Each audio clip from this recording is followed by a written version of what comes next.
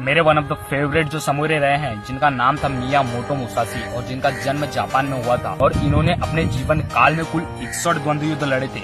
और जो सामने वाले प्रतिद्वंदी होता था इनका, ये बिल्कुल आसानी से हरा देते थे। और ये ऐसा इसलिए कर पाते थे क्योंकि ये कड़ा अभ्यास करते थे तलवारबाजी का। और ये जब लड़ते थे, इन्होंने अपने जीवन काल में एक भी द्वंद्व युद्ध नहीं हारे थे।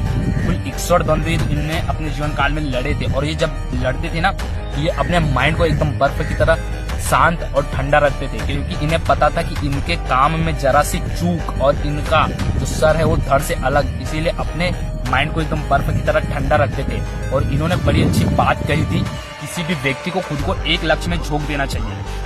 और इन्होंने बहुत ही एक अच्छी और बात कही थी कि हमारे बाहर ऐसा कुछ भी नहीं है जो हमें बेहतर, ताकतवर और मजबूत बना सके। सब कुछ हमारे भीतर है, तो कुछ भी अपने से बाहर मत ढूंढो। और ये बात तुम्हें भी अपनानी चाहिए कि तुम बाहर ढूंढते हो कि ये मुझे वो बता देगा, ये मुझे वो बता देगा, उसके बाद मैं ऐसा करूंगा वैसा करूंगा।